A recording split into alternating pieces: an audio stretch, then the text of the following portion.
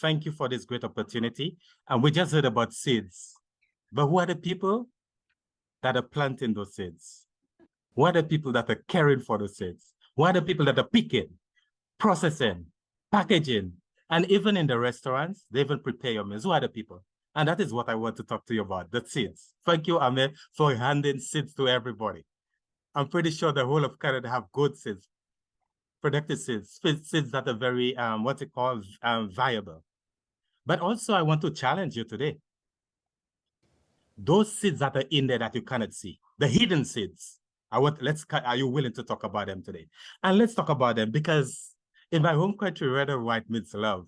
And I've felt the love of Canada on the global stage. Canada portrays itself to be a loving country. Beautiful. But every time I see a leaf, to me, a leaf should be green. Every time I see a leaf should be green. Why? Why? Isn't that the green leaf?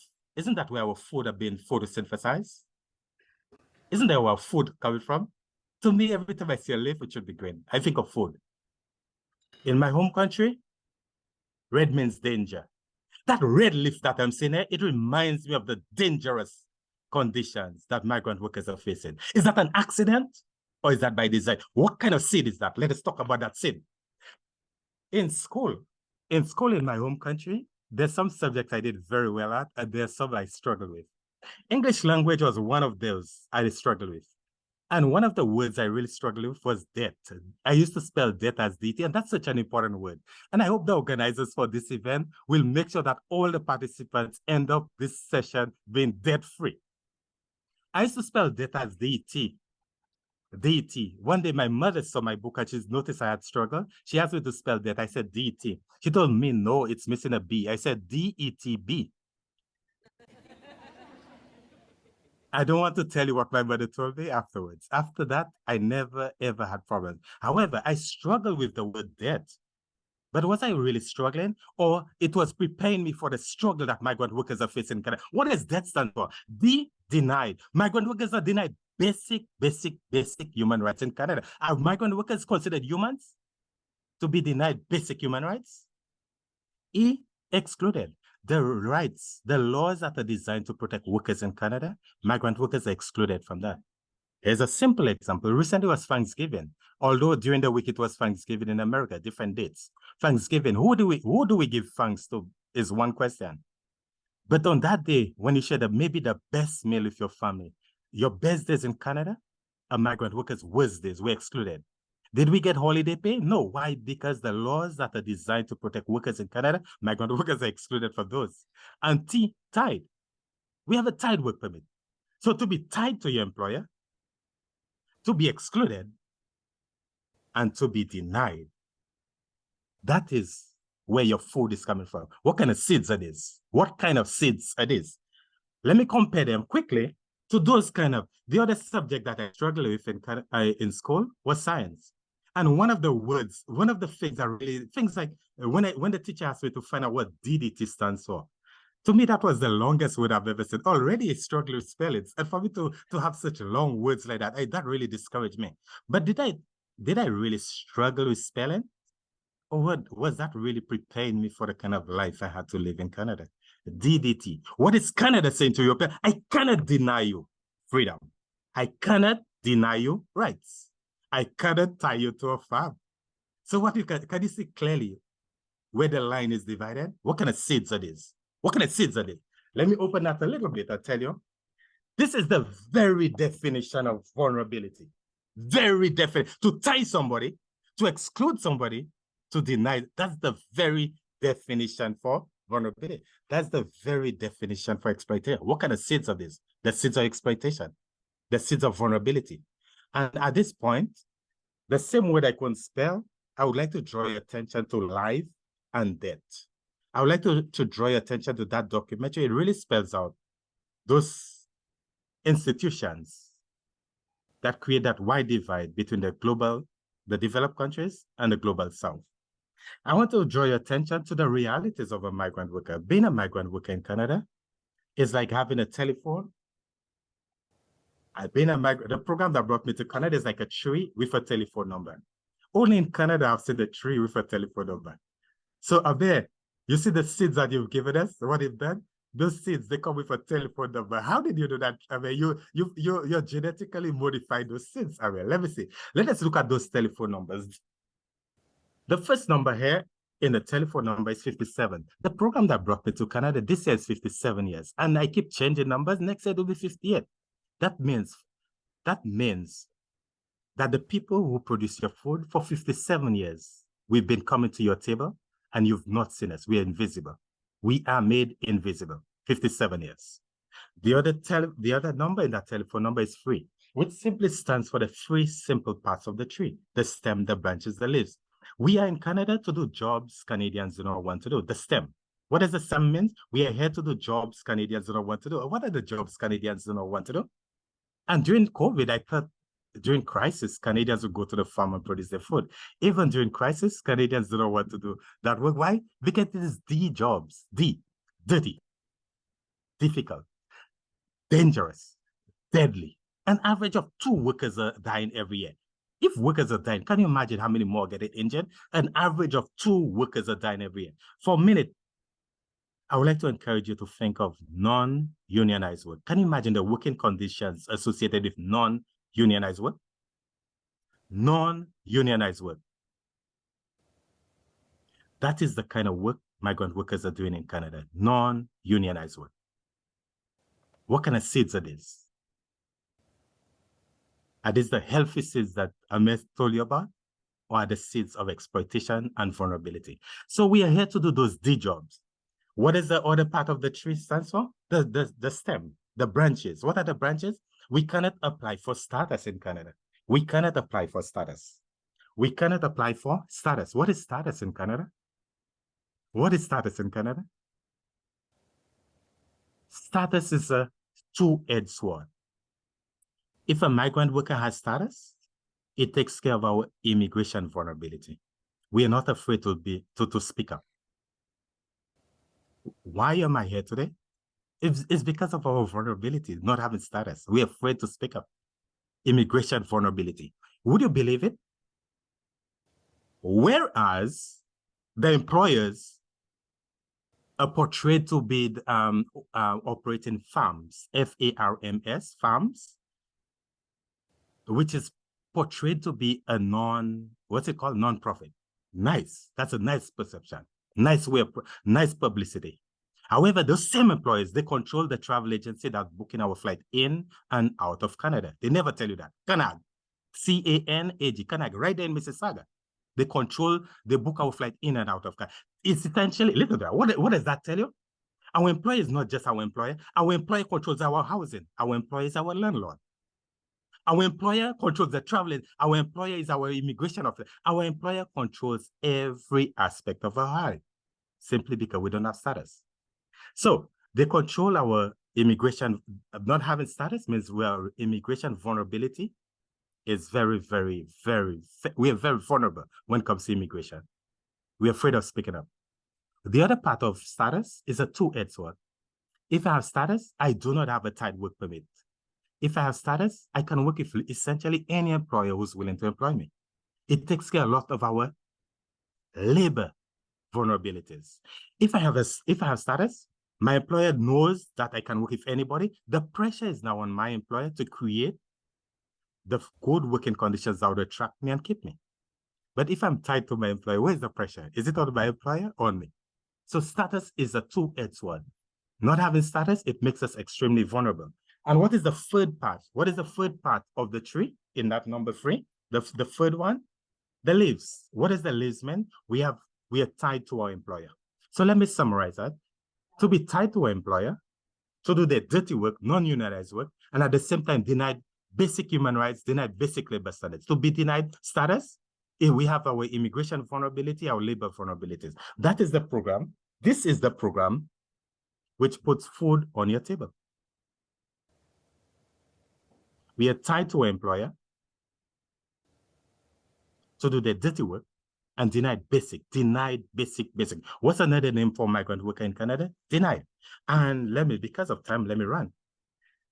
This here represents 20 we just noticed that the program that brought me to Canada is not a fair program, it's not a just program. And do you expect that unjust program to have just consequences? No. We face 20 injustices, and those injustices, they are at every level of government. 20 injustices. I do not have time to go through all of them, but I'm hoping that somebody would ask the question. 20 injustices, and those at every level of government. Is that an accident? Or is that by design? Is that an accident? Is that an accident? Or is that by design? What kind of seeds it is? And I want to draw your attention to a couple of other things there. When we buy those things, please be careful here. I might dazzle your eyes a little bit. That's how it's presented to us, right? Very, very glossy, very nice. Nice story. Everything that glitter must be gold. Let us see if it's gold. And what is presented to us in such a nice bag? What is presented to us in such a nice, beautiful bag? Buy local. Buy local. Don't you like to buy local? I love buy local. When you buy local, we're talking about freshness. The fresher the fruit, the healthier, the more nutritious it should be. The healthier it should be. Buy local. But today, let us buy local. Let us buy local. What is Canada saying to you when you buy local? What is Canada saying to you? Send me the people who are producing your food. What is Canada saying? Send me people who are black. Send me people who are brown. Send me people of color. It is built on race. Your food system is built on race. What kind of seeds are these? Canada said, send me people of color. And I love if these people struggle with English. English is a second language. People of color, and they struggle with language.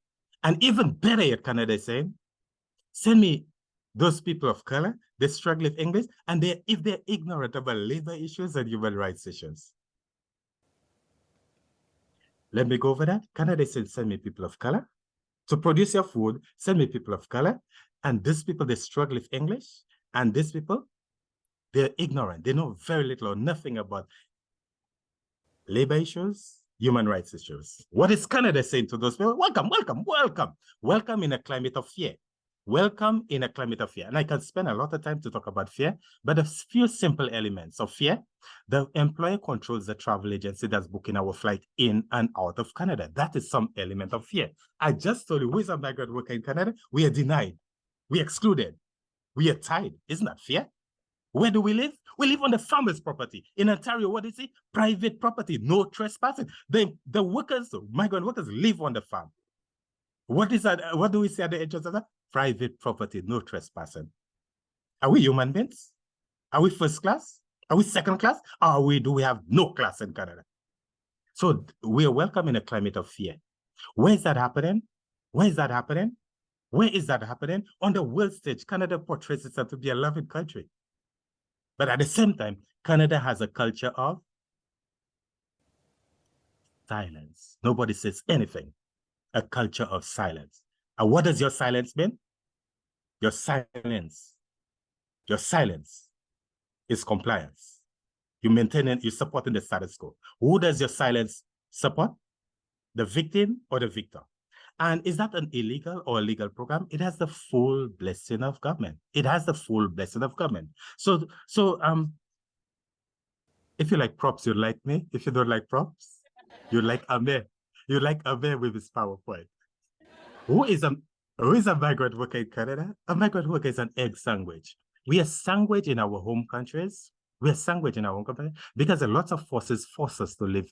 Had I come to Canada freely, willingly, I'll be a visitor. I'll be a tourist.